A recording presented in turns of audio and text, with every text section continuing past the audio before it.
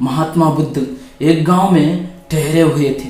वे प्रतिदिन शाम को वहां पर सत्संग करते थे। भक्तों की भीड़ होती थी क्योंकि उनके प्रवचनों से जीवन को सही दिशा बोध प्राप्त होता था।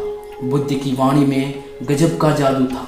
उनके शब्द श्रोता के दिलों में उतर जाते थे। एक युवक प्रतिदिन बुद्ध का प्रवचन सुनता था।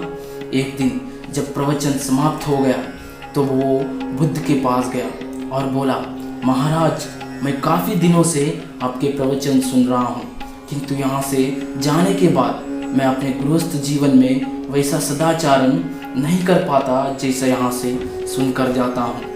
इससे सत्संग के महत्व पर शंका भी होने लगती है। बताइए मैं क्या करूँ? बुद्ध ने युवक को बांस की एक टोकरी देते हुए उसमें पानी भरकर लाने के लिए कहा। युवक टोकरी में जल भरने में असफल रहा। बुद्ध ने वो कार्य निरंतर जारी रखने के लिए कहा। युवक प्रतिदिन टोकरी में जल भरने का प्रयास करता, किंतु सफल नहीं हो पाता। कुछ दिनों बाद बुद्ध ने उससे पूछा, इतने दिनों से टोकरी में लगातार जल डालने से क्या टोकरी में कोई फर्क नजर आया? युवक बोला, एक फर्क जरूर नजर आया है। पहले टोकरी के साथ मिट्टी जमा होती थी, अब वो साफ दिखाई देती है, कोई गंदगी नहीं दिखाई देती और इसके छेद पहले जितने बड़े नहीं रह गए, वो छोटे हो गए हैं। तब बुद्ध ने उसे समझाया, यदि इसी तरह उसे पानी में निरंतर डालते रहोगे तो कुछ ही दिनों में ये छेद फूलकर बंद हो जाएंगे और टोकरी में पानी भर पाओगे।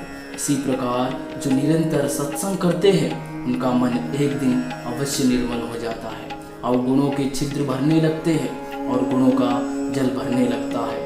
युवक ने बुद्ध से अपनी समस्या का समाधान लिया।